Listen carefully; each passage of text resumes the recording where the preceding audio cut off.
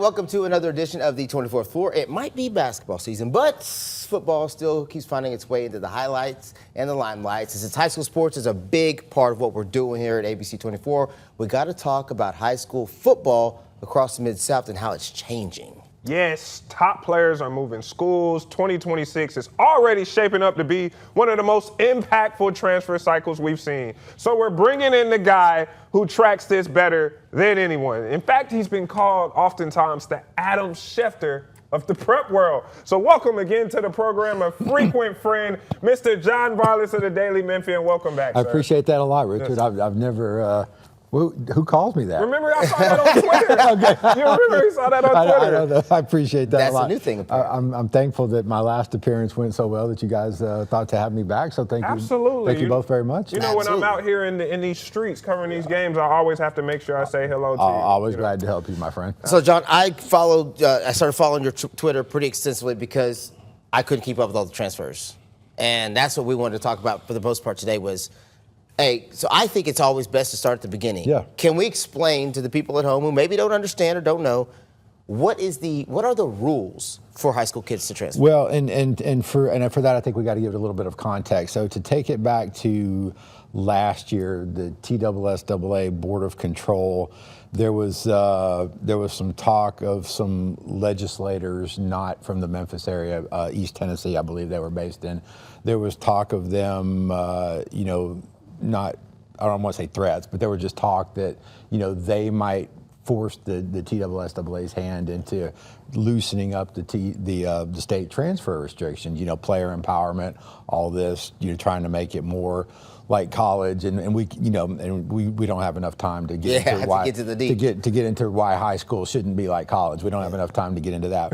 But in response to that, the TSSAA, and I think it was in March of 2025, passed the current transfer rule, which is now in place, which states essentially that an athlete can transfer schools, basically no questions asked, as long as they're transferring for non-athletic reasons. Could be academic, could be social, could be mental well-being, could be, family moved or family financial circumstances. It could be a myriad number of reasons other than athletics.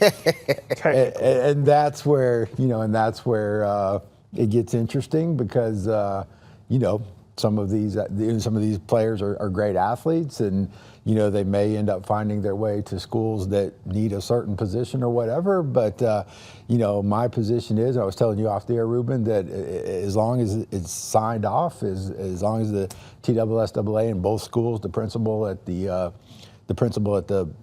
originating school signs off on the transfer, as long as he or she does that, then the transfer is good and we're good to go. So.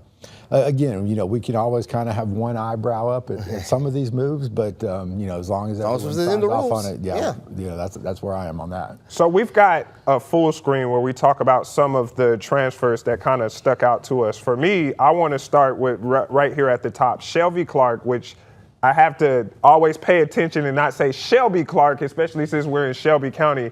He's going from Bartlett to Germantown. And he's a guy who's an all-state linebacker, massive production for Bartlett, immediate defense difference maker, and a tone setter.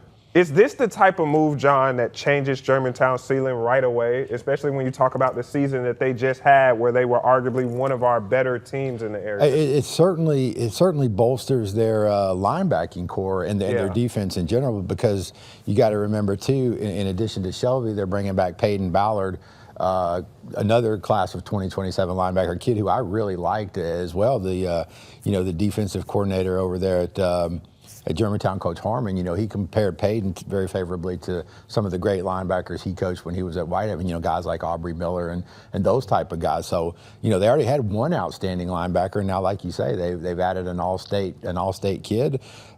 Shelby picked up an offer from Memphis a couple of days ago. He's been offered by Florida State. He's been offered by Vanderbilt. So already some big schools, some good schools getting in on him. So certainly gives him a very, very good linebacker core there at Germantown. Now, I don't want to get too much off topic with the transfer thing, but when we look at Germantown, obviously we look at what's been going on in the coaching world in high school, and we're going to touch on that with Melrose in just a second. Obviously, Coach Rodney Salisbury left Whitehaven. Legendary coach leaves after 22 years to go to U of M. Now there's an opening for the head coach. And obviously the Germantown head coach is Gene Robinson, who we've had on this program. Whitehaven alum. Do you think that Gene could jump to Whitehaven? No, because he told, I mean. Hey, it would make sense in the world. He's an alum. It would make. He's Whitehaven through and through. It would make sense in the world, but there was things had kind of heated up a few days ago, and I texted him and I said, Coach, you know, are you planning on? And he was unequivocal. He said, I'm staying at Germantown. So, okay. So you know, respect it. Unless something, either way, I would have respected his decision. Unless something has changed within the last few days, which I don't think it has. You know, Coach Gene's been welcoming in a lot of the college coaches there at Germantown here in the last few days, and you know, like you just said, he's got Shelby Clark coming over, and who knows who else might find their way to Germantown. But no, I think he's going to stay there. Certainly, they should have some good candidates for the Whitehaven job. You know, lots of alums out there in coaching that have done really well for themselves. So they'll end up with a good coach, but I really don't think it's going to be Gene. Yeah, let's take a look back at that full screen with some of those other names, because let's go through some of these kind of on, let's say, rapid fire, for lack of a better way to do it. One of the ones initially that surprised me was Thomas Hefner leaving Melrose to go to Los Angeles, but then the coaches from Melrose end up having to leave, which we'll touch base on there. Talk about what kind of impact you think Thomas Hefner can have at Los Angeles. I think he's gonna have a huge impact. You know, Ruben, you're talking about a kid who was a Mr. Football runner-up this past year. Great numbers there at Melrose. You know, I watched him play. That dude can do it all. One of the most complete quarterbacks in the area. He can, and he's just a sophomore. Just a sophomore. He picked up an offer from Arizona State the other day. And the thing with Thomas that I don't think a lot of people remember, they forget. You know, his dad was a quarterback, so he's the son of a quarterback. He's been kind of raised and trained and molded to be a quarterback. So he's smart, he's cerebral, in addition to being a really good football player. And I think he's going to fit in well at Lausanne. They're losing T.J. Jenkins. So I think Thomas is going to step right in there on the field. Academically, too, I think he's going to be a great fit. You know, Thomas wants to study engineering in college. He's a really smart kid. He's been to engineering camp at Georgia Tech. So he's a high-level brain in addition to a high-level football player. So I think he's going to fit in very well on and off the field over there. And that's crazy because he's going from Melrose, you know, a public school in Orange Mound, you know, my home neighborhood here in Memphis, going to one of the more prominent private schools in the area. So when I saw that he was transferring from that to that, it just caught my attention. Now, staying on Melrose, how much were you surprised about the Morrow twins stepping down? Now, I've reached out to them, and I haven't been able to really get a lot of correspondence on it. So we're still trying to figure out what is going on. What do you know from that situation? I suspect it was a case where, and I don't want to say too much, but I suspect it was a case where they were maybe bumping heads a little bit with the administration. And maybe them and the administration weren't on the same page. I don't want to say who was right and who was wrong in those things, because I don't know. But I will say that the Morrow twins, in the 2 years they were there, they did a fantastic job. They reignited that Orange Mound community. They brought pride back to that community, to the football program. They brought excitement back. I mean, they did a tremendous job. They're, you know, high energy guys, really high character guys, in my opinion, and I hate to see them go. Hopefully hopefully they'll stay in coaching in some capacity. But could they end up at the Haven? Well, I don't. That would be interesting.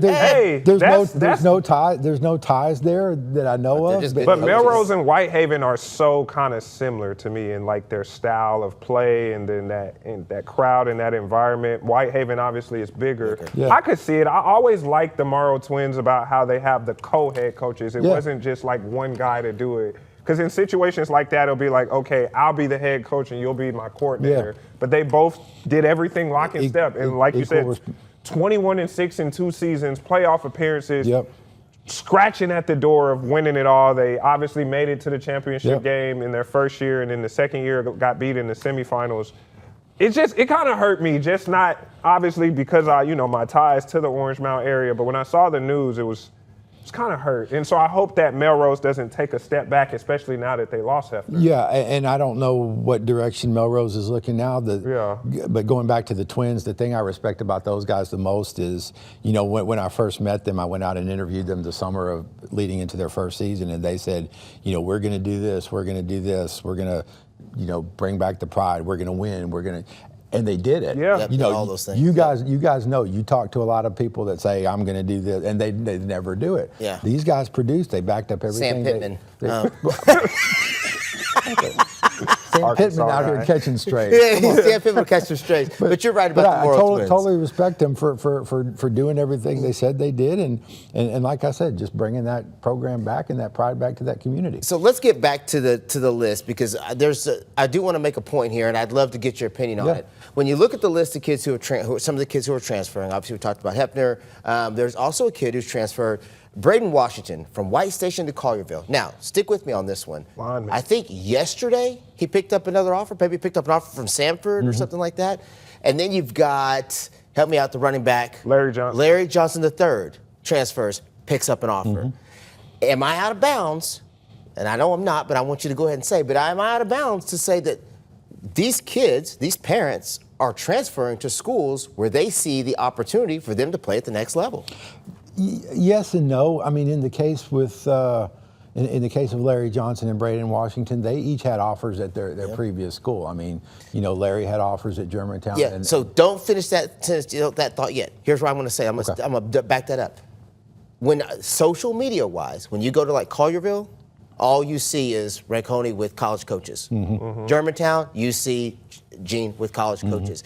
And I think the perception becomes, which is probably the better way for to say it, the perception becomes, let me go to those schools. Go there so I can because get more they're of the spotlight. always talking to coaches, even though I might have an offer, to your point, at the school I was already at. And that's fair. I mean, it's hard to know what's important to all these parents without being there in the kitchen and everything with them. But yeah, certainly a school like Collierville. I mean, they got like Tay Walden, for example. He's already at Collierville, and there's going to be, Tons of numerous coaches coming in just to look at Tay Walden. I mean, they were, coming in last year to look at some of the guys, Lawrence Autry and some of the guys Collierville had last year. So having those guys around and then, being there and maybe, I don't want to say, catching the leftovers, but just being there in the same building and it's like, well, maybe I don't need this guy, but coach, we got a lineman here. We that's got, that's how it works. That's exactly how it happens. Absolutely. So yeah, and it's interesting too.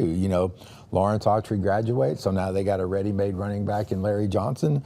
Braden Washington's going to certainly help out on that line. You can't coach 6'5" and almost 300 pounds like he is. So, Rich, what's your thoughts? Really good pickup. So first, I saw your tweet about how the Southwind Collierville game was probably like one of the highest grossing gates here in the area. In 6A around the state. And that is incredible because you look at whoever wins that game has an opportunity to go and be one game away from playing for it all. So we talk about Collierville on this side, but let's flip on the other coin who ended up winning that game, which was Southwind. And who has got plenty of transfers on their own. Exactly, and they reloaded. What they did was they added a pair of running backs. They added Jeremiah Taylor, I believe the name, from Germantown, and then they added Kamani Williams from NBA. And then, of course, they went and got some DB help. So obviously Southwind, a lot of everything was talk about Perkins, and now he's going to be out. But is Southwind quietly becoming one of the most dangerous rosters in the city and rebuilding after Perkins? Well, it's interesting. I was at the Southwind basketball game last night, and I ran into Antonio Kiefer, their great offensive lineman over there, and I always talk to Antonio whenever I see him because he's such a great kid. I said, how's the team looking? And he was really excited, about as excited as you can be considering you just lost the best program in the history of the school and one of the best players in the history of the city, in Kelvin Perkins. But yeah, I mean, talking about offers with Ruben, Kamani Williams is a kid who's, probably already has 20, 25, major college offers. He's got offers from both of the teams that played in the national championship game, Indiana, Miami, several other SEC schools and Power Fours. So he's going to really help them. I mean, when you think about Southwind, the question is, who's going to play quarterback next year? And Malcolm Jack from Kirby, who is a talented kid, a good, strong-armed kid.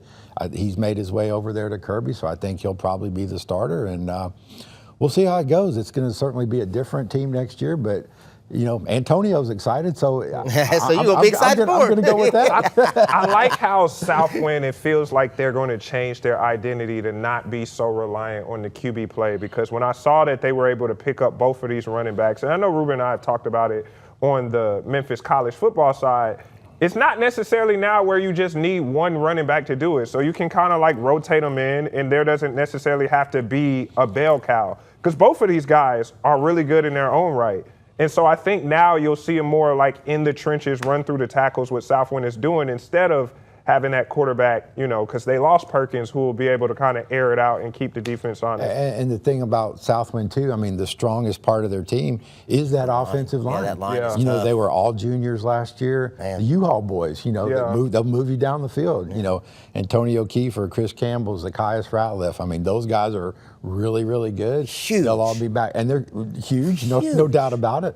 They'll all be back for their senior year, barring anything unforeseen. So, yeah, if you've got guys like that and a couple of good running backs, totally makes sense to kind of switch your approach a little bit. Talking about potentially switching your approach as well, Briarcrest gets a new quarterback. Yeah. And coming back home. Yeah, so Hudson Tucker, Graduates. very much pocket passer. Yep. Very much sits in that pocket and picks people apart. But now Caden Dixon coming back to the area. Father Ryan in Nashville. What do you think about that potentially making a move for Briarcrest? Yeah, it's going to be really interesting with Briarcrest, especially in that large private school division here locally with Christian Brothers and MUS. We see with MUS they've lost several guys, and I think that might hurt them. Christian Brothers, obviously, they'll have Nate Brick at quarterback next year. That kid is good. Had a conversation about him at the basketball game. He broke his foot. Week. He did. He's out right now, and none of my business. But if I no more basketball, Mom and Dad. If I was the football coach, if I was Coach McDaniel over there, I'd say that's exactly what I. But again, none of my business. He can do what he wants. I'm under the impression the brother only plays baseball because of a similar situation. Right? Didn't want to risk the base because he's a first-round draft pick. He's going to be really good, and Will is actually graduating early, so this is he reclassified, so this is actually his last season of high school ball coming up this spring. But yeah, I always advocate play as many sports as you can, but in this case, I would. Hey, you're on this earth to sling that thing, bro. That's me. Again, none of my concern. You do what you want. But it definitely mixes things up, don't you think? Yeah. So John, I gotta ask you, when you look at these transfers, how much of this movement starts at the quarterback and then trickles down? It's interesting because a lot of kids, if you have a good quarterback, I think that might draw other kids to your program. I mean, if you're a wide receiver, maybe, and we saw that with Kelvin Perkins over the last couple of years. Because Southwind basically replaced their receiver core. From 2023 to 2024, and then again from 2024 to 2025, it was basically a whole new group of receivers each year because they wanted to play with Kelvin Perkins, and why wouldn't you? So I think a lot of it is driven from the quarterback position.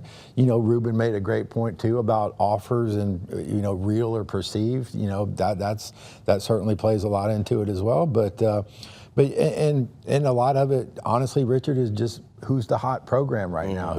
Who's the sexy program? And right now, that's Southwind. That's Collierville with the great facilities they have and the success they've had recently. To your point, I've been the sexy program for about 40-something years. Well, clearly. So I can only hold that mantle for so long. At some point, somebody else is going to have to take it. Yeah, Southwind's taking it. So you're right. So full disclosure, I'm a football dad. Yeah. I'm a sports dad. My kids are athletes. It's at Arlington. You got your kids at Arlington. They better get a line and some receivers. I was just going to say, are you going to have your kids be hitting the portal when that time comes? Get a line and some receivers. No, but on a serious note, we as parents, we look and see, how programs are progressing, who's investing in their football, which towns and cities and schools are serious about the sports that your kids play. So I don't think you're out of bounds to say that's a determining factor as a person looking to say, okay, where do we go now? Yeah, Collierville and Southwind are sexy right now, but if I'm a running back, or my offensive lineman, and I want to be able to run block and show that I can do that to get to the next level, I'm going to go somewhere where they run that ball a lot. Like Whitehaven. Yeah. Because Christopher Talley, he was running that thing. He was, and shout out to Rod Lucas, the quarterback at Arlington. He's a very good one. But to your point, Ruben, and I think this is a problem that the private schools are starting to deal with. you look at a place like Collierville, like Bartlett, like Houston. Some of these parents are saying, well, the facilities are every bit as good here, and we don't have to pay tuition. Yeah. So that's a problem that some of these private schools are. I know for a fact that they're really starting to grapple with it. I don't know if it's going to change the way they do things. I hope it's not, because the mission of the school is always important, first and foremost. But it's a problem when it comes to athletics. It really is. Is that where scholarship opportunities might have to come into play? Yeah, and that's always been a part of it, scholarship or reduced tuition or whatever. Certainly, that's going to play into it. But and like I said, you don't want to totally sell out your mission of your school for the sake of a good football team or whatever. But in order to remain competitive, and I know these folks do, that some of those things are done and will continue to be done. At the end of the day, it's about winning. Hey, you got to get them dubs. I don't care what anybody tells you. All right, Mr. Vargas, it's been about 20 minutes, believe it or not. Man, time flies. Time flies when you're sitting next to sexy. Bringing sexy back. Hey, John already knows, man. You got to come out more. You got to come back more often. You understand me.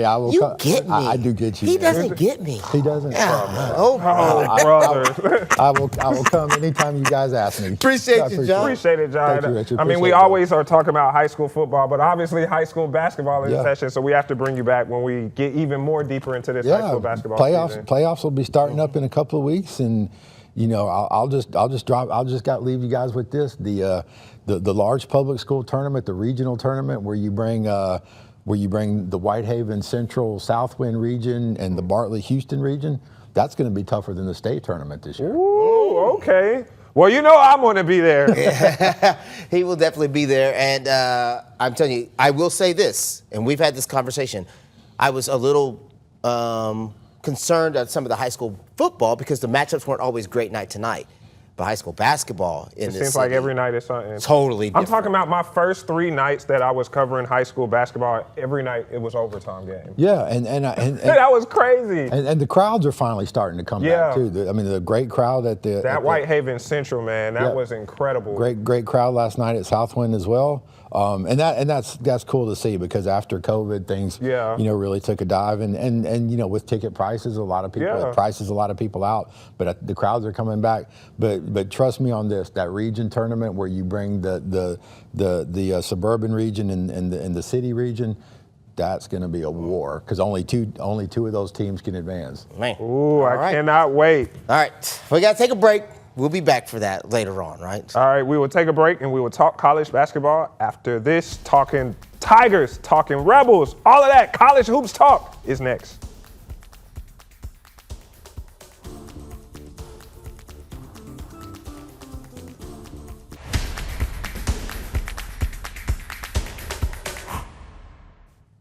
All right, welcome back to the 24th floor. It's time to talk Ole Miss. Normally, we would split these segments up between hoop and football, but today we got to touch base on both. Yes, the Ole Miss basketball program seems to be finding more stability, which we will get into, but the big news of the week is our guy, Trinidad Chambliss, his NCAA hearing. For the latest on all things Ole Miss, we bring in a frequent friend of the program. He's been talking Ole Miss football with us all season long. You can't talk Ole Miss athletics without him. He's the host of the Locked On Ole Miss podcast, which you can catch right here on the 24 Plus YouTube or anywhere you get your podcast. Welcome again to the program, Mr. Stephen Willis.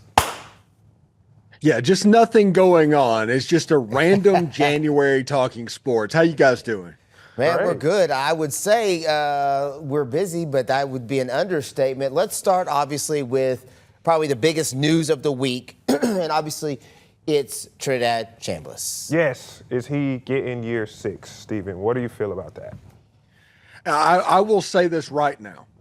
I have never been more confident than I have been in this exact moment that Trinidad Chambliss will take the first snap for Ole Miss in 2026. Now, how are you going to get there exactly? That is kind of the question that you have to deal with. Will the NCAA, which that is the step that Trinidad is in currently, will the NCAA grant the appeal to give him immediate eligibility, or will the lawsuit happen? If it gets to the lawsuit, I have complete faith that it's going to he's going to win the case.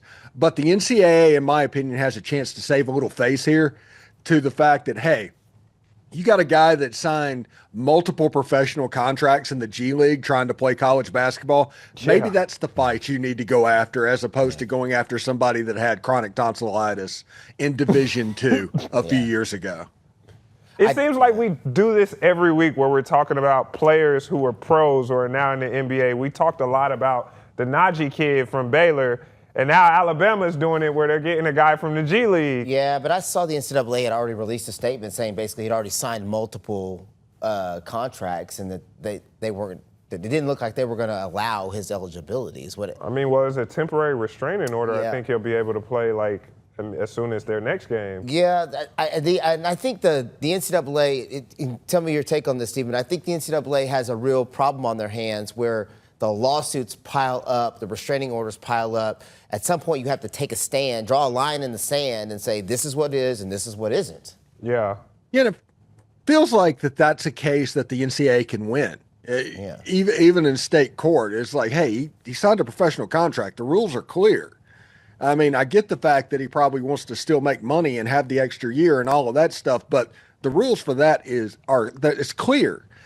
The situation with Trinidad, it actually, if you deny that and for some reason legal-wise this goes through, you look terrible, awful. In no way, if you are a professional in that sport, you should be able to play college sports. And nobody thinks that. So the NCAA has to pick and choose the battles that they're going to fight. And this seems like a home run, and this one over here seems like a loser. So they probably need to focus on the home run and just get the loser out of the way that they don't have to worry about. Yeah, I would agree. All right, so we'll put a bow in that on Trinidad. But the main thing we got to talk about is basketball. And Ole Miss, it seems like they started shaky, but then they started getting something going. They had 3 wins in a row in basketball, and then they finally dropped one to Auburn the other night. Stephen, what are you seeing from this Ole Miss basketball team? They've gone to the point where they were trying to adjust to the American game and all that, and they were having chemistry problems early in the season. They kind of got that slowed, and now they're doing the Jekyll and Hyde thing. Yeah. And some nights they're very good, and then some nights the effort problems just rear their ugly head. I think it's all about a team kind of gelling and developing together. But listen, against Auburn last night, Chris Beard, for like the last 5 or 8 minutes, played a walk-on in the game over the bigs that normally play because of perceived effort issues. And that's one of those things. It's like, hey, you've got a game on Saturday in Rupp Arena. This probably isn't the best time to be doing stuff like that. But if Zach Day plays a significant role in Kentucky, I don't know how that looks. And they need James Scott. They need Malik Dia. They need the guys that were brought in to be the studs, the American players, if we're going to be honest about it. They need to bring their lunch pail and do what they need to do, because if Zach Day is playing, that is problematic for your front court. Now, I will say this. Ilias Kamerding playing much better. A.J. Storr much better. And Travis Perry is starting to shoot the lights out. But Ole Miss needs work on the front court, and they've got the talent. They just need to put it together. This has been a thing, we've talked about this a couple times. As you've covered this college basketball season, I don't see it as much in football, but I've seen it a lot more in basketball, and that's high-level coaches frustrated about effort from kids that they've paid to bring in. You're seeing it at Memphis. You saw it at Ole Miss. You see it at Kentucky. You're seeing it at Arkansas. I mean, you see it all across the country where these kids are getting paid major dollars, and after these games, these coaches are saying, we're not showing effort. Why don't we have effort? Is that? I don't want to say that's what you might be seeing at Ole Miss, but has that not been a recurring theme that you're starting to see a trend of across the board? You know, I haven't even thought about that, but you might be a little bit right. It could be a little bit generational, because back in the day of Dean Smith and Bobby Knight and all that, effort wasn't a problem because you were scared to death of your coach. Not necessarily going to be scared to death of the coach right now.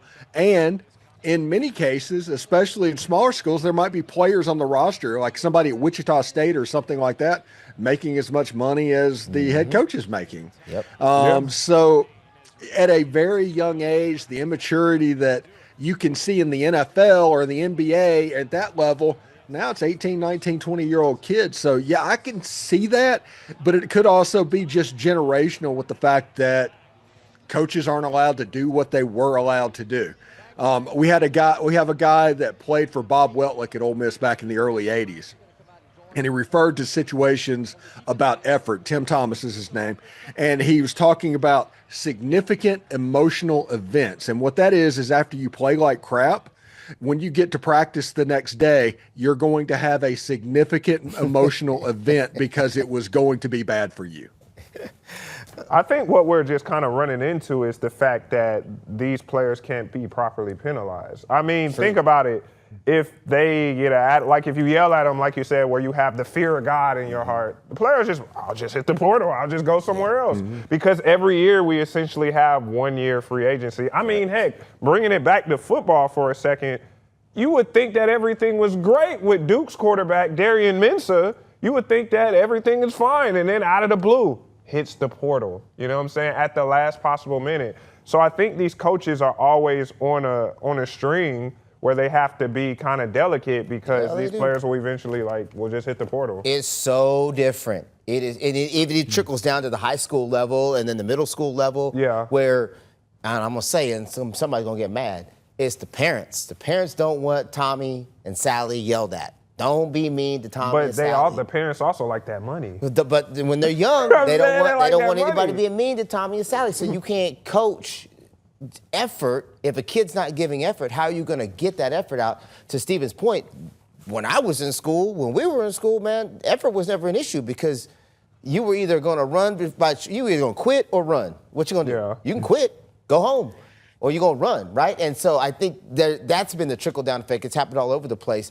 And I'm hoping that some of these coaches that have been so frustrated about effort can start to send a message by playing walk-ons, Steven. Yeah. Yeah, one thing that's interesting is the thing that's happened in the last 15 to 20 years that you've seen in sports is the inability to see the difference in coaching and criticism.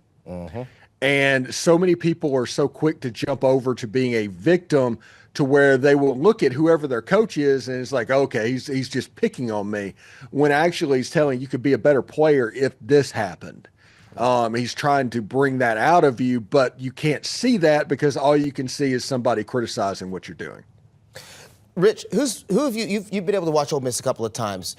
Who stood out to you on Ole Miss's team at this point in time? Patton Pinkins. I mean, if we go back to the UGA game, he hit that go-ahead shot. He's shooting lights which out was from what I crazy. can tell him. He had a good night against Auburn. He had a good night against Mississippi State. He's a guy who, when I first watched Ole Miss, it was when they played Memphis. That was my first time on them. And when I first watched Ole Miss, I thought Comerdine was going to be the guy. Comerdine reminds me a lot of Tyrese Halliburton. And I thought that he was going to be the man. But over the past couple of games that I've been able to watch, it's been really Patton Pinkins and A.J. Storr who have been the guys. And Pinkins is that guy, which I know we talk about it on the Memphis side. He's the guy who you put the ball in his hands and he's going to get you a bucket. He's going to be the one who you go to when the game is on the line. And I really like that. I would really like for Coach Beard to lean on him more. I know we talk about Keza. I know we talk about Comerdine. I know we talk about Travis Perry, like these guys, and Malik Dia. But Pinkins is the guy who I think they should continue to play through down the stretch because he's proven that he's made for these moments. I mean, I remember that UGA game, Ruben. I texted you when it happened. I was like, it was crazy. Incredible. Yeah. Steven, what are your thoughts? Do you agree? I like Patton Pinkins. I think he's one of the better true freshmen in all of college basketball this year. I mean, he's doing extremely good things at an extremely young age. A.J. Storr is now coming off the bench for Ole Miss, and that kind of unlocked him a little bit. But let's be real about this. Unless Ole Miss can get a big man presence, they're not going to make the tournament. They're not going to go far at all. They are fine on the guard positions or out in the wings. They need a big man to step up. That's the reason that you saw the walk-on Zach Day out there. They have an effort problem of the big men right now. And if they don't get that fixed with the run that they're about to go on in the SEC, it could be lights out. So, Steven, I got to ask you, because the SEC is so good that you can arguably say it's the best conference in men's college basketball. Would you say that every SEC win is a quality win? Because we can say the Georgia win is a quality win. I think we can say the Mississippi State was a quality win. Do you think every win is a quality win to where they could get into the tournament? Every win left on Ole Miss's schedule is either a 1 or a 2 when it comes to the net. Gotcha. Okay. There's no grenades left on Ole Miss's schedule. So if you win 10 total games, something like that, get to 10-8, you have as good a chance as anybody to get to the tournament. The problem is Ole Miss has a math problem right now. They're 3-3 going into it with a stretch of 6 games that are going to be very difficult. If you let 5 of those slip away, all of a sudden you have 7 conference losses, and that allows 1 more loss in the regular season. So Ole Miss has to get this figured out and get it figured out quick, or they're going to be in trouble moving forward. I think part of the problem, and I know I might be sounding like a broken record on, I think the portal and NIL is creating part of the problem that people are seeing. Kids who are players who are playing in other leagues that have more gimme games, right? Or other leagues where, maybe that team you don't have to bring it every night to win every game. You're bringing in kids from all these different leagues and all these different areas and then trying to play them in the SEC and trying to get them to understand the expectation. To buy in. Yes, yeah. What's the expectation to win here? Like, what does it take to win at this level? Especially when you're talking about the best conference in the country. Some of these kids have no idea. They are learning on the fly. And that is, I think, part of the problem that the portal and NIL generation is creating, is that now your math problem, Stephen, is a real problem that they're going to have to figure out on the fly. Yeah, and then, you talk about the international guys coming over from their leagues and then integrating into the American way and then the SEC style. It's just a crash course. And you just don't got a lot of time. No. But to Steven's point, I do agree that I think 10 wins should be enough to get in, just because the SEC is so good. So you're looking at, you got 3 wins now, but your magic number is 7 and you know this as well, Stephen. The 10 wins is enough as long as you're not on a losing skid on the back end. Yeah. That's true. That is true. But ideally, if you look at the schedule, the hard part of the schedule is about to happen. It's going to get a little bit easier on the back end. So if you get to 10 wins, you probably won a couple of games at the end to get there. Cool. And then hopefully, obviously, get a couple of wins in the SEC tournament to kind of build upon that. I feel good about Ole Miss. There's, like I said, I thought that they would be better at this point, but it's not like, it's just we're in a weird spot with the college basketball teams in our area, with Memphis in the middle of the pack of starting to kind of be on the rebound. Ole Miss is on the rebound. I like what I saw from Auburn. I think Auburn is a team. I was talking to one of our coworkers that for them, it's kind of like an underwhelming season because they lost their coach, Bruce Pearl, and they were a team that was constantly in the Final Four conversations or just kind of chomping at the bit of putting over the top. And then he leaves to go take a political career. And then his son takes over the thing. So it's kind of a Nepo baby hire, but you're kind of like relearning things. That win that Auburn got over Ole Miss was their first true road win.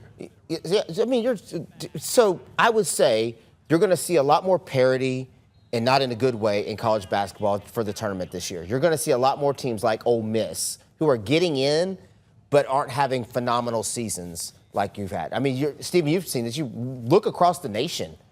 It's not like you're looking up saying, man, Purdue is phenomenal, right? Yeah. Purdue is built on program. They're built on program, skill set, what they do. But when outside of that, you kind of look around and say, man, there's about 4 or 5 really good teams, and the rest of them are all just kind of fighting. Middle of the pack. Yeah. But can we be honest about something? Now, I know we don't do say what anymore, but there's way too many teams in the March Madness tournament. Was it like 68 now? Ole Miss better get in the tournament if it's 68 teams. But they will. I think, Stephen, to your point, I think they will, but I don't think that – I think the days of – I just think it's going to be a lot more parity, right? It's going to be a lot more parity. The lower seeds and the higher seeds – outside of those number 1s and number 2s, I think it's going to be a mixed bag. Then if the tournament keeps expanding and it ends up being like 70 teams, you might as well just put the whole SEC in the tournament just automatically. What do you see for them for this little stretch, Stephen? Like, which games are the games that they have to win? They have to win their home games, all of their home games, because losing that game against Auburn, that means they've dropped Arkansas and Auburn at home. You can't do that and make it into March Madness traditionally. So Ole Miss is going to have to win their home games, and you have to pick out teams on the road that Ole Miss doesn't have a history of success at Rupp Arenas. Don't necessarily expect the W to come from there, but if it does, bonus. You need to find teams on the schedule that you can maximize, especially on the road. The win at Mississippi State and the win at Georgia, absolutely massive, because of the lack of success that they're having in the pavilion right now. So we'll see. I don't have high hopes against Alabama. I don't have high hopes against Kentucky, but maybe you take Vanderbilt. They're on a skid right now. Yep. You kind of get them, but the SEC is just pretty good. You got to kind of have to take what you get. Well, the Big 12's not bad either. Yeah, the Big 12's not bad either. And we come from Big 12 country, so. Houston, I mean, I've watched those two play. They play defense. Texas Tech. Houston and Texas Tech play defense, and they are intense. So whoever comes out of this stuff has got to be ready to face teams like that. Those are gritty teams. All right, Stephen, we have kept you way longer than we were supposed to. We apologize for that. Where can people catch him? Rich, let them know. Let them know. Catch-ups on the 24 Plus, YouTube, and anywhere you stream your podcast. Stephen, tell us what you're working on over there at Locked On Ole Miss. We are following the transfer portal. Ole Miss currently has the number 2 transfer portal class by 24/7 Sports in the nation. We're following some couple of names that could be added to the class over the next week or so. And we are checking in on the eligibility issue with Trinidad Chambliss, which I've never in my life seen somebody so certain, everybody that you talk to, so certain that he's going to end up getting it than this. So we'll see where it goes because it's the NCAA, but they're pretty confident. Portal Pete, always working. Portal Pete. Hey, that's the name of the game anymore. All right, Stephen, thank you so much. Have a great rest of your day. You are much appreciated, sir. All right, take care, guys. All right, what's next, Rich? We talked a whole bunch of basketball, a little bit of football, a whole bunch of basketball, but we're not done with basketball yet.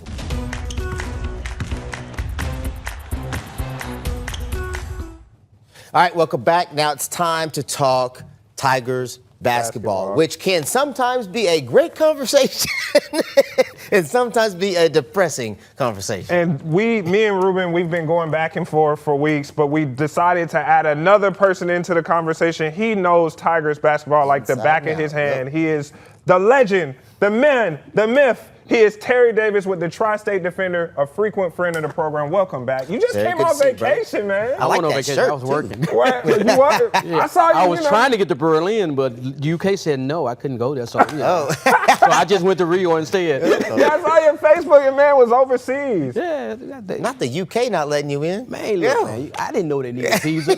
I didn't know a brother needed a visa. Thing. Yeah. Who knew? All right. Oh, man. So, all right. Let's get to it. Let's catch you up to speed. I mean, I know you've been paying attention to what we got going on in the Tigers basketball world. But let's start with the Temple game. Because, that game's coming off of a loss to FAU. That was their first conference loss. They came out, they beat Temple, who was at the time tied for first in the AAC. They snapped Temple's 7-game win streak. The win that moved them into a 5-way tie for first in the AAC. Now, I was at this game, and what stood out to me, Terry, and I talked to Coach about this, was Curtis Givens led the team with 12 points, the high man. In fact, really quickly, let's hear what Coach Penny Hardaway had to say about that. We have to do it by committee on this team.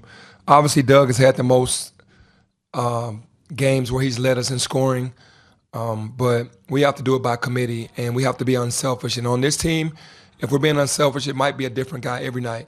We focus in on the things that are going to help us win, defensively, rebounding, sprinting back, talking, all the different things, guarding our yard. Then we got other things to worry about. Obviously, you would love to have a 20-point scorer or a couple of 20-point scorers that you can get that from every night. But if you can play defense like this, you can win a lot of games. So, Man, Penny is like one of the most hopeful person that you want. He always he's a glass half full type person, and he's looking for always a positive. But when you go into a game with Temple and you putting all your basket in Bradshaw, and he goes out 10 minutes into it, you have to adjust. And then, he just did, it's almost like March Madness, survive in advance.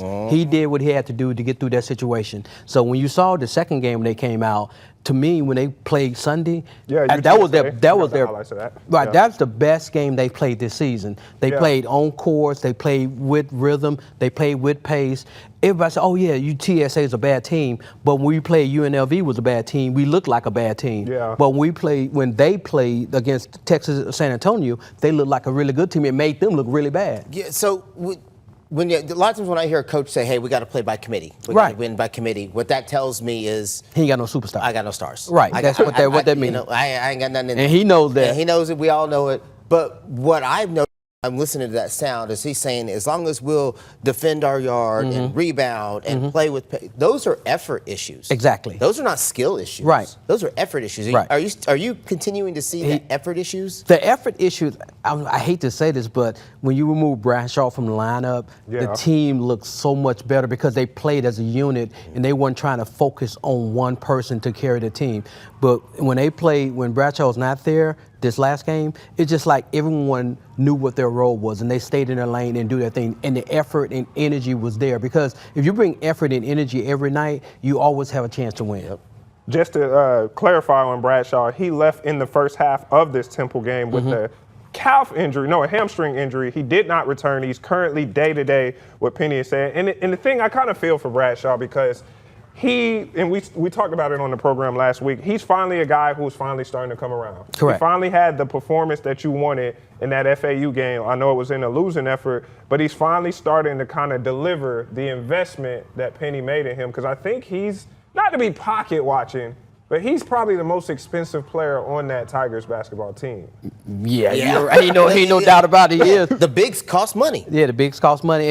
And besides, when he showed up, it was kind of, this whole team was going to be centered around P.J. Haggerty that went to Kansas State, and then he left late in the game. And by the time he said he wasn't coming back to Memphis, he was going to Kansas State, that just put everything in a loop, and all the big name guys was already gone. See, one thing about the transfer portal, if you hit on the transfer portal, you're really good, but if you don't hit on the transfer portal, it's really bad. That's one of the reasons Lane Kiffin left Ole Miss, because he don't want to live with the transfer portal. He want to live through talent going up. And when you live in year to year with the transfer portal, not only do the fans not know, you don't know what the chemistry issue is going to be when it happens, and that's been the biggest problem with this team, chemistry. We just had this conversation last week, which was when you're living this transfer portal life, not only do you not know about chemistry, but you really don't know how the dude is going to perform at your level. Exactly. Until you get him. So you get a guy from a lower level, and he was a stud there or whatever, but then now when you put those, now he's playing in the American with you and he's got to deliver every night, you don't know if you're going to get that. And I feel like that's what Penny's had a lot of, is guys he thought were going to bring it every night, and he doesn't, and he's not getting it from them every night. So now we're in this, you said it great, survive in advance. Right. Can you survive in advance an entire season? Oh, no, you don't have to worry about it. We all know what this season is. It's 3 games in Birmingham. It's 3 games in Birmingham. You go 3 But games you in still need Birmingham. a decent enough seed, right? No, you don't. Yeah. Just lost to FAU. You don't. Look, when they come out of Birmingham, they'll be a 12 seed. You go into 12 wins, and you go from there. Just get a 12 seed. Just get 12 seed. Yeah. You can't win in the tournament if you're not in the tournament. That's true. So you go to Exactly. Birmingham, win the tournament, get a 12 seed, and then go somewhere. Hopefully, you can get an upset. Get a decent matchup. Right. Yeah. And it's all about matchups. So now I guess what we're looking forward, and we feel like we say this every week, obviously they're not going to get in at large. They got to win in the conference. So now looking forward, it is, I guess, to try to get one of those top 2 seeds in the conference tournament so they can have a not as difficult path, right? Right.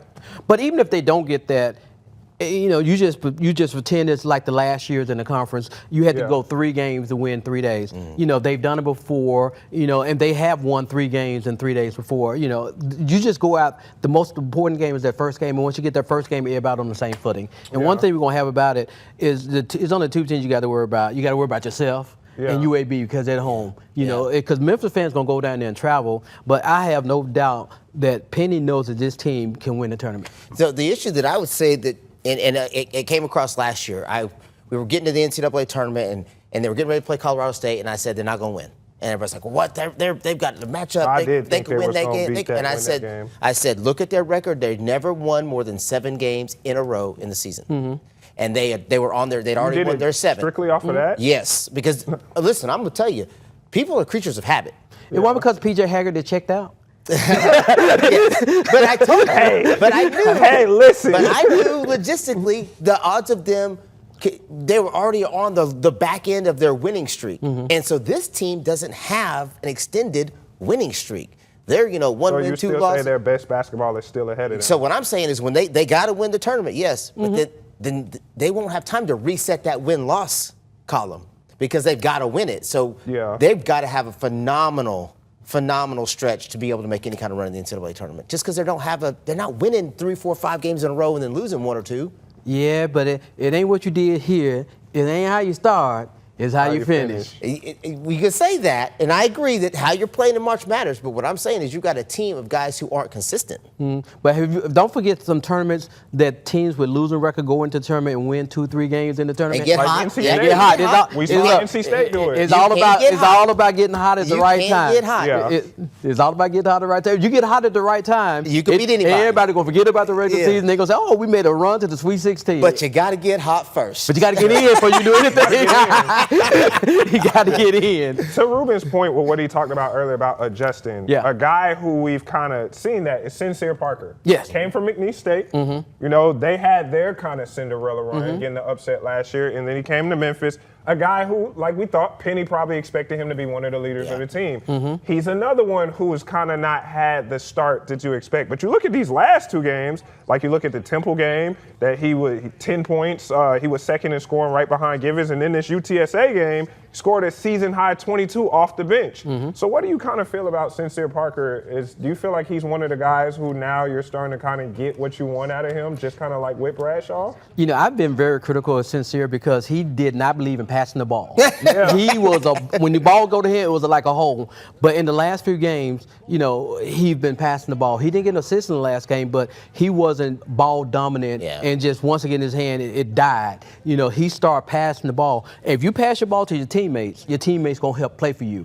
But if you don't pass your team the ball, they're gonna stop playing offense and defense, and that's gonna kill the team. What he did in the last couple games, he has started not being so I, and it's all about we. So that expanded. I think he is one that wants his ball in. Well, so to further that point, you can't be ball dominant if you're not dropping a bunch of buckets. Exactly. Yeah. And so when you have a ball dominant, nothing drives me crazier than a point guard who can't pass. Yes. Boy, that drives me insane. Yeah. You dribble the ball for 20 seconds of the shot clock, and then now suddenly we're in pick and roll action because we have to for the last. It drives me insane. But yes, to your point. As that starts to happen, you're right. Other people start to get more engaged, and we all know this. Basketball players getting their feelings fast. Yes. Let a shooter be open. Let a post player have a great seal and don't get him the ball. Yeah. Just let him touch it. And if you don't, they ain't playing no defense. Exactly. I'm jogging back down because I'm mad. Yeah. So hopefully you're right. Hopefully that does upturn the corner for everybody. And the person they really need to get in other than Bradshaw is Zachary Davis.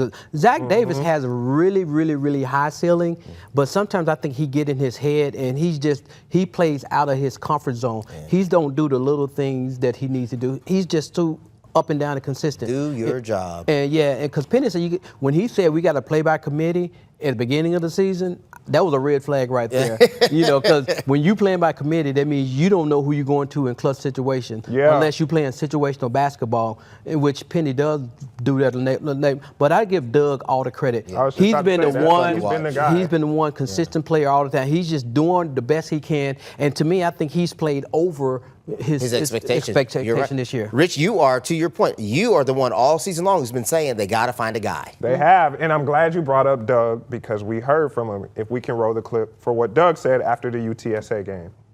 I feel like the energy, we in practice we made an emphasis of our bench, to help pick us up. We sometimes look over, they're kind of dead. So I feel like the energy just across the board carried over, and we prepared for this team just how we prepare for any team, and it showed tonight. We didn't overlook them, and our mindset was to dominate. And I feel like we did that. Does that basically sound like what y'all have been saying, that now this team is taking it more serious now and like bringing that energy? Like I've always said, this team has always been defensively capable. Yes. Like I feel like they can hang with anybody just on defense alone. It's just offense, and I think it's a mental thing. But now, like we said, Doug being the tip of the spear of that guy, he's starting to emerge as the guy. He's not PJ, and I don't think we should hold him to that standard of being PJ. But he does enough to still inspire the guys behind him, like Sincere, like Curtis. And he hits big shots. Yeah, he does. He hits big shots. In the beginning of the year, Doug was trying to force it. He was trying to attack the rim and go there. But now he knows his teammates. He's finding the open man. He's putting those guys in a situation where they can be the best they want to be. So Doug is the quarterback. He's the penny on the floor. So he is the glue. As long as he's keeping everyone happy on the floor, I think this team has a really high ceiling.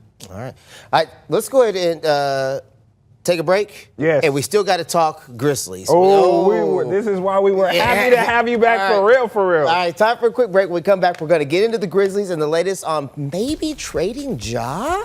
Oh, man, Ruben was running victory laps last week. We're going to get into it. Where we at with Ja when we come back?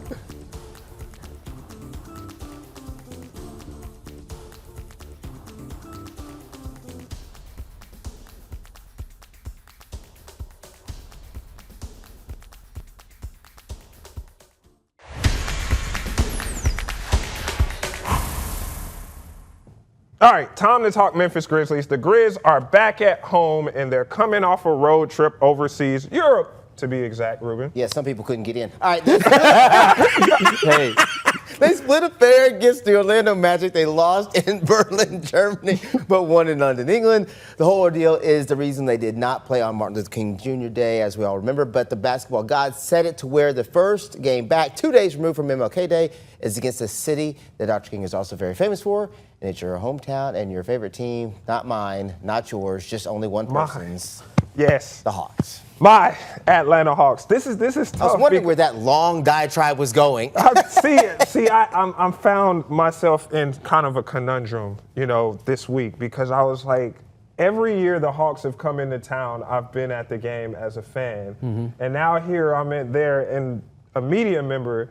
Do I cover it as a media member or do I go as a fan? So I know Ruben hates the NBA, so you know what I'm saying? Ruben does not hate the NBA. So I think this time, obviously, it's all about you, the people, and obviously we got this crazy weather going on. Let's just take a break from the weather and do sports. So I will be there in my media capacity, but I make no mistake of who I'm rooting for tonight. Well, in the game. Make no mistake about it, I'm a Hawks fan. Listen, now that he's done on his, through and through, whatever that is, can we talk about the Grizz? Yes, of course. This man was running victory laps last week. I told you they was going to trade Ja. So he was actually here the first done. It was your first appearance here when we talked about it. And when I said they ain't going to trade this dude, it's all rap. Clarify why they ain't going to trade him. Because he makes them money, period. And because they can't get enough for him. Yeah, and he makes them money. But if they could get enough for him. Yeah. Oh, put it this way. If you want to trade Giannis for Ja, trade up, come on, Giannis. Duh. Yeah, come on. But you're not going to trade him for a bag of potato chips. Thank you. That's what I've been saying. Nobody's arguing that fact. That's what I've been saying. Everybody getting traded. If you look at all the national medias, they always say, "Oh, Ja's tainted. You're gonna get him for pennies on the dollar." No, you can't. And Zach Kleiman said, "No, this dude make he's worldwide." Well, and they're so invested in him, they can't afford to let him go for pennies on the dollar. They need some investment back. Right. I mean, it's business. Don't ever get it twisted. It's business. Oh, Ja sell jerseys and Ja sell tickets. And shoes, yeah. And shoes. The key word y'all are saying is worldwide. So let's roll the highlights of literally worldwide. Let's first look at, obviously, the first game in Berlin. Now, this one, Terry, was just classic Grizz, just can't hold on to a lead. Yep. I watched this game, and they were just running away with it against the Magic. It's Desmond Bane's first game against his former team. I'm like, all right, Grizz gonna smoke them. Then just like that, the Magic come back. And obviously we got this play right here that might be the dunk of the year. That's embarrassing right there. Dunking Who dunks on four people? 4 people. And so, yeah, the Grizz end up blowing that one, losing 118-111. But the key thing was they did not have Ja. So let's move to the game where Ja did come back, and that was the game in London. The return of Ja, and it was all Ja. What do you have, 24 points? How many 13? returns of Ja have we had this season? Man, come on, don't do that. But see, this right here, people, is exactly why you don't trade Ja, because you want to get the best deal for him. And if you just wait and let him continue having performances like this, you will get that best deal at the end in of the off season. So I will give you what I've some been credit. saying. No. So listen, you are so dramatic. Just listen. I will give you credit that I agree that the best money for him will be potentially in the off season. Yes. Yes. I totally. When we were talking about it off camera last week, I said yes. I agree with you. That makes the most business sense. But it doesn't deter the fact that they're still willing to get rid of him, which was what the point I was making at the very beginning of the season when I said he don't look like he even want to be here. Oh. And everybody was like, nah, he ain't never going to leave. He ain't never going to get up out of here. You said he doesn't want to be here. Let's roll the clip of what he just said recently. Mark Stein from the Stein Line and Talk Sport. Everyone who's come in here tonight has said you were the best player on the court. I mean, you know what's been reported about the Grizzlies are listening to this and that. I don't know if that continues or stops, but what do you want? Where do you want this thing to go from here after the way you played today? If anybody in here knows me, I'm a very loyal guy. I got a logo on my back, so that should tell you exactly where I want to be. Sorry, shout out Mark Stein on that. And then I want to follow up off of what Josh said that, because Mark Stein, we have the full screen of what he said recently about this whole Ja Morant saga. Basically, he was saying that Zach Kleiman is way too pragmatic to be a one-game change. So even though Josh shined in this most recent game against the Magic in London, it's all still about getting the best deal. And essentially what Mark Stein was saying is kind of what you've been saying, Ruben, is the reason why they drew this line in the sand is because of Josh's issues with the coach. Terry? Well, the grass ain't always green on the other side. Correct. Because last year, it's not been reported, but it's been said that some players on the team had a problem with the prior coach, and some of the ownership, the front office had a problem with the coach. But, I'll take 50 wins a season all day long. Exactly. And At one point, they were second in the West. Except last year. Yeah, and Yeah. then boom. What a difference a year makes. And this year, I think, Ja, the front office has always been pro Ja and pro Big Three. There's no Big Three here now. There's only two. So now And I Ja think can't stay healthy. And Ja can't stay healthy, That's what right? changed it for, I think. So finish your thoughts. So now you're saying the difference from there to now is they back this current coach T.I. Tomas more than they back Ja because all their eggs are in the Tomas basket. They not in the Ja basket. Yeah.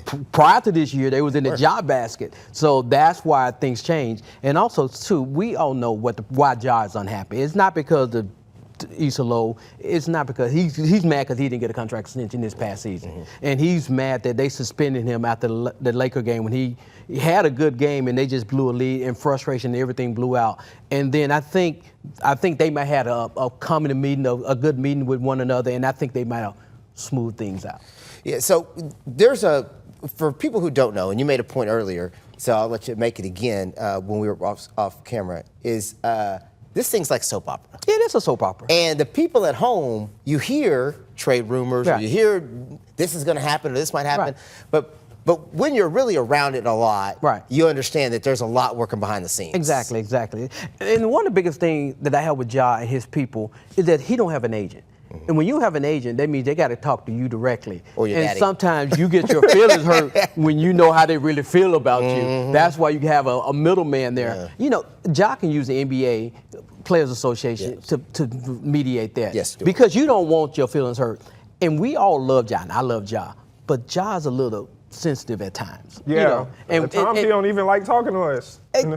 He talked to me. He likes me. But because I'm not coming after him like that. Yeah. Because sometimes you just get in your feelings. Because like when they play tonight, we hadn't talked to John about a month. So when they play tonight, hopefully they win. Because when they win, you get a good job, get a happy job. Yeah. And, and it's also too. We get to the point of the season right now. We got 41 games in. We at the halfway point right here. The next 2 weeks are most critical time because right now this team is going in the wrong direction, and they have the dead days of the summer right before the All-Star game and the All-Star break. You got 3 weeks. You got to try to make your move up because after the All-Star break, everybody's focused on the playoffs. Yep. Exactly. And I know the trade deadline is in 2 weeks.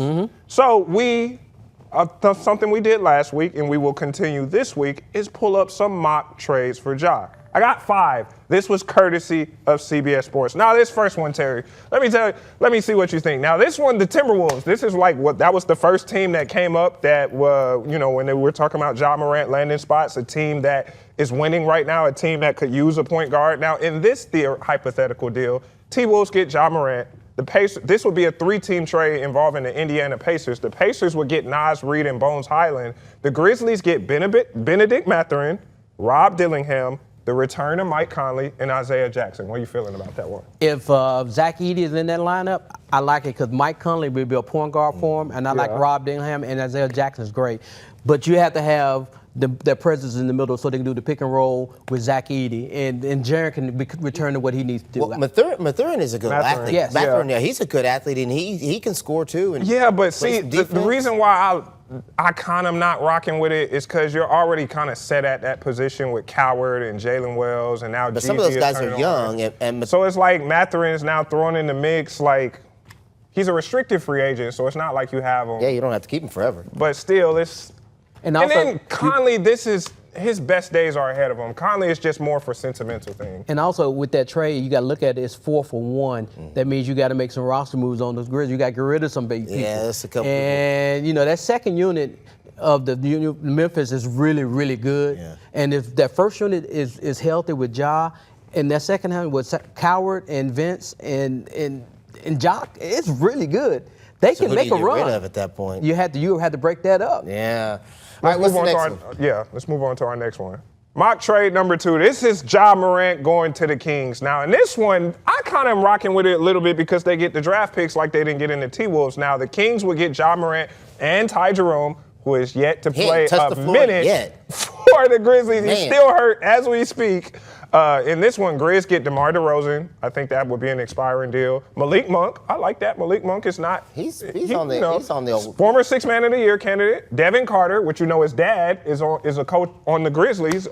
Anthony Carter. Now they get a 2027 first-round pick. That's next year. Now it's top 8 protected. So in this theory, the Grizzlies are banking on the Kings to make the playoffs with Ja Morant so that pick would convey. If it does not convey, then it would move to 2028 where it's top 4 protected, and then so on. If it still doesn't convey, it's completely unprotected in 2030. How you feel about that one? Now, that one, hypothetically, because you're only losing one player in that situation and you're gaining draft capital, which you can actually use that to do more things to you. Because, this one thing about the NBA, it only takes one good player to turn you around. And if you got some draft picks, you can go out there and get, because Memphis is not going to sign free agents. Yeah. But you can pull free agents in through a trade. Yeah. So with that scenario, and Jaren being your centerpiece, and if you can keep the pieces you have, because you have a really nice young core. You still get a clutch guy in DeMar DeRozan. Right, and you get some draft capital. So that right there really looks really good. It makes sense, yeah. What's the next one? All right, let's go to mock trade number 3. This one has him going to the Raptors. Now, I wanted to talk about this last week, but we didn't get to it. And this one, this is actually kind of one of my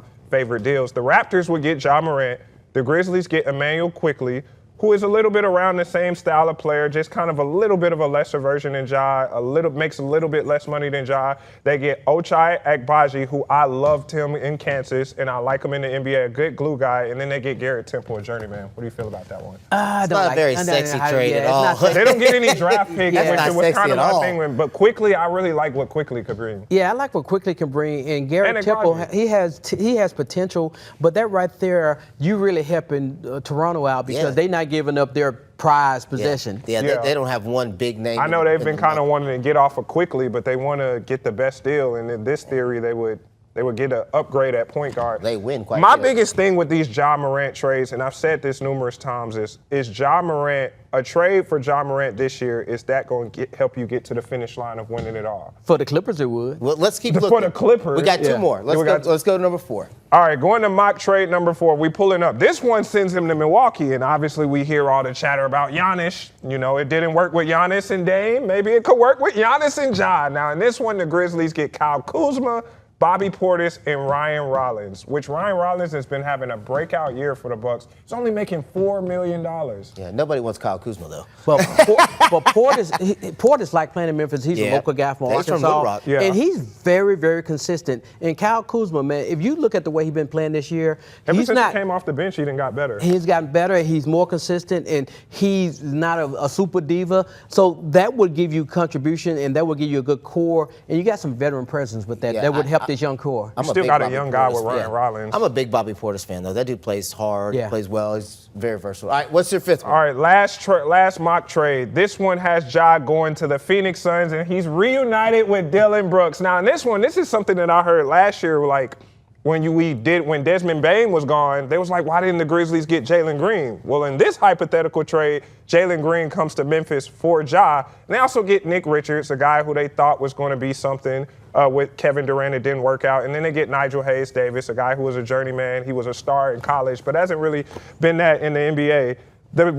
I think we should focus on Ja for Jalen I was Green. saying, you're just doing Ja for Jalen at that point. Yeah, at that point. Yeah, but that trade right there, I hate that because it makes Phoenix better. Because one thing about Dylan Brooks, he takes all the heat off of Ja. Ja can do whatever he wants because Dylan gonna get all the heat, Exactly. and he's gonna be his protector. Yeah. And Ja would not be going through the stuff he's going through because Dylan would say something crazy Dylan's a or do something menace. different. Yeah. And Dylan the that's how villain. come he was so free when Dylan was here because Dylan, don't poke the bear comment. Yeah. He always take the attention off everyone else. And so that's really good for Phoenix. Not so great for Memphis. So Jalen Green, he has flashes, but he's not a superstar.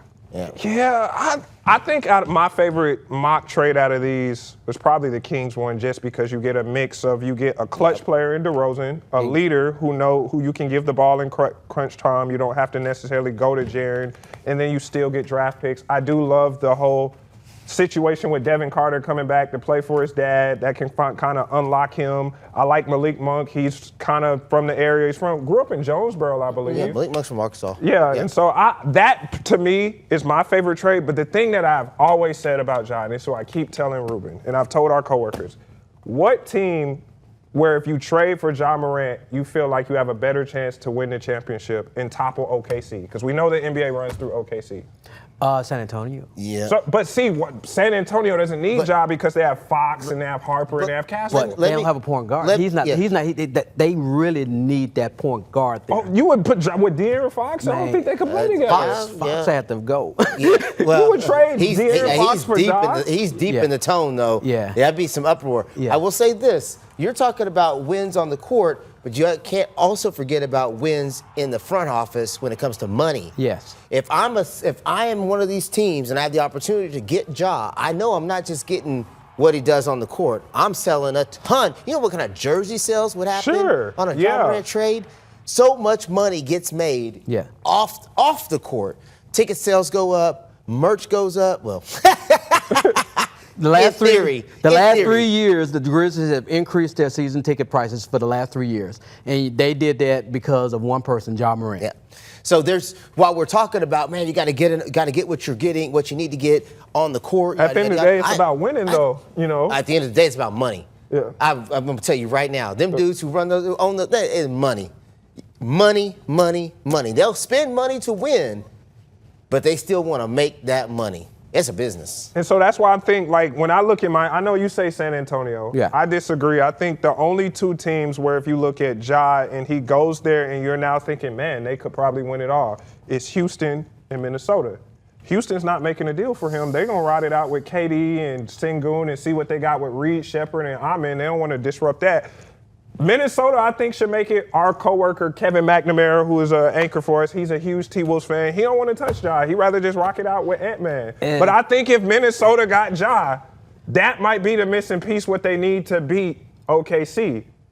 But I don't know. That's just me, I think you got two ball-dominant guards. I don't think that would work out. Him and Ant be fighting. I don't think it'll work out. Ant, we said that when Randall went over there, Yeah. but Ant found a way to adjust his game to where it could work. Ant-Man, for as much of flair he is a person who is willing to share the ball and Well, he wants coalesce to win. with Yeah. his team. That dude wants to win above all other things. So where do you think is the best? Let's say all things are equal.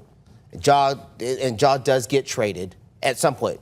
Mid-season, end of season, irrelevant. Where do you feel like is the best landing spot for Ja personally, where he gets to get to a fresh start, have success, lead on to win? Depending on what Milwaukee will give up, I think Milwaukee will probably be the best thing for him because you got the presence outside, then you have Ja, inside out game, and he will balance the floor because you have to take pressure off of him, and then Ja can attack the basket because Giannis is chill for him, and he'll have another closer because Giannis, as good as he is, not a closer. Yes, correct. But Ja is a closer. You put those two together, you have a solid point guard, and you have you put another outside shooter with them. You have Giannis, Ja, and an outside shooter, i.e. Cam Spencer. That will probably make that deal work. I think that would probably be the best for it. So I'm glad you brought up Giannis because the word on the street is a lot of this trade when it comes to these superstars is on halt because teams are still trying to figure out what is going to be the deal with Giannis. Where some teams like the Heat, which has been mentioned as a Ja Morant spot, are saying, you know what, we're not going to put probably the deal we need to put for Ja because we want to save some of those for Giannis. And Giannis has come out and said, I'm never going to request a trade, but he also said, that's today. So kind of being a side-by-side, what do you feel about the Giannis market and how it could impact Ja? Do you think that we just end up going through the deadline with neither one of them getting moved, that now we just kind of table this into the offseason? Bingo, because Ja is just like Giannis. You trade Giannis, You got to get a lot. your ticket, no one's going to see Milwaukee, and you lose a lot of money. Giannis is a star. He's a worldwide star, and he brings a lot of money in there. In theory, I'm going to sacrifice, even though they're around 500 right now, but you add something to that, they can go up because the East is wide open. Yes. If you trade Giannis, you ain't got a chance to make the playoff or make money. So if you trade him, you got to get a superstar back. You got to get somebody to make that team worthwhile. You can't miss the playoffs and not make money. All right, we got to go. It's like 20 minutes in on this one. We've had just on this Grizz segment. So Terry, thank you so much for your time. We appreciate you as always. Absolutely. If you see him at the airport trying to hop on a plane international and they won't let him in, only UK, baby. Only UK. I can go everywhere else. He said I'm internationally known, right? Time for a break. When we come back, it's the best thing we saw.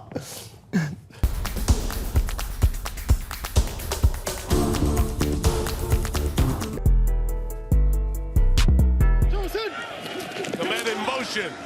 Williams drifting, sprinting for space, in all kinds of trouble. Put it up for grabs to the end zone. He got it for the touchdown. They've done it again. Best thing I saw, Ruben, Caleb Williams doing it again. One of the greatest throws I've seen in my life. I just got scrambling, going backwards, almost back foot, heaving the ball toward the end zone. Two guys running at you, two all-pro defenders running at you. You haven't watched enough football if you think that's one of the best throws you've ever seen in your entire life. That is a phenomenal I swear, throw. he just got to be Mr. Contrarian. Yeah. Everybody has said this is one of the greatest throws ever. I think it's a phenomenal throw. I think it's a phenomenal throw. He threw it from the 40 and it landed in the end zone. I'm not a Caleb Williams fan, and I thought he had a really great drive, and I thought it was a great Look at throw. that. Yes, but off his back foot? From the 40? He's in the NFL. He should be able to throw it from the 40 off his back foot.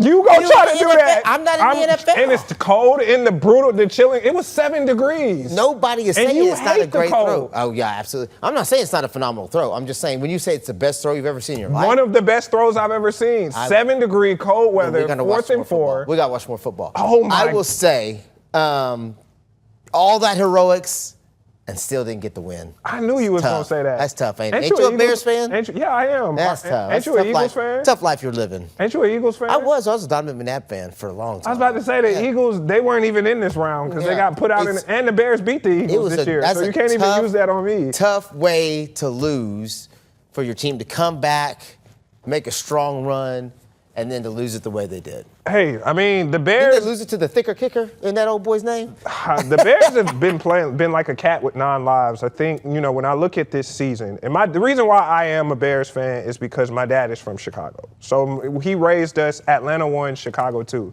So that's always where my allegiances lie in sports. So, when we looked at the season overall, and the Bears have just kind of always found a way to win in the fourth quarter, it's really fun, and it just sucks that it didn't pan out this time. That loss hurt me because I really thought I would have rather lost this weekend to the Seahawks to where it's on the road than at home. But I still, Caleb Williams, the future is bright. The future is brighter. Yeah, he is better. I will say his season this year has shown growth and maturity. I wasn't a huge fan of him in college. I just thought he was a little extra. So it's good to see. Cocky. Yeah, it's good to see him grow. Now let's talk about the best thing I saw. Yeah, he brought it back local. All right, the best thing I saw is this. Shout out to the University of Memphis. They are national champs. We're talking about the Memphis cheerleading and dance teams that captured national championships at the UCA and UDA College Nationals over the weekend at ESPN in Florida. The Memphis cheerleaders won the national championship in Division 1A small co-ed. The dance team won the national championship for Division 1A game day in dance. Now, normally I don't do a whole lot of dance and cheer congratulations, but to be honest with you, I was scrolling on TikTok watching football stuff, and it popped up that Memphis had won, and I was like, let's go, Memphis. Get you a win. I know you've been out for a couple of days, but, we've been giving them their flowers there on ABC 24, and we caught them when they came back from off the airport and everything. So, it's always good to see Memphis lift a trophy for something. Yeah. Just because I don't. Maybe I get close to it in basketball this year. Well, be national champions or something. Cheer and dance might be where it goes this year. It might be. Every time I see cheer stuff, I always think of Bring It On. You ever seen that movie? I've never watched that movie, but I know what that movie is. This guy here, it's just like movies. It's movies ingrained in black culture that Ruben just has not seen. Listen, you watch Menace to Society? Yes. Of course, that's ingrained in black culture. But you haven't seen Sinners. I did. I did not like Sinners. I watched about half of it, and I was like, I'm over it. I can't watch a movie where people make stupid decisions over and over again. That's literally what Hollywood is. It's ignorant. That's what they do in movies. Do that. To me, it's like, okay, why would I open the door? Why would I go out there? That is what they do in scary movies. That's why I don't. And even in non-scary movies, people make stupid decisions. We could have this discussion all day, but unfortunately, it is time for us to end this show. We'll have a different discussion about how you have no sense when it comes to movies, and I am always right again. Oh. Actually, he's the movie buff. I got to give him some. I was about to say, do not charge me. I am a frequent customer at Malco Theater. Hey, he got some popcorn at the desk right now. I literally do. That's going to do it for today's show. Shout out to everybody who made today's show possible. Especially Leanna Davis and Brooklyn High for their work behind the scenes, putting the show together. Big shout out to our guys, Stephen Willis, John Varlas of the Daily Memphian, and Terry Davis with the Tri-State Defender for all coming on the show. It felt like a party. We had everybody on it felt like a party that never ended. This is a 3-hour show. All right, have a great day, everybody. We'll see you on the other side. Go try to try me on my popcorn.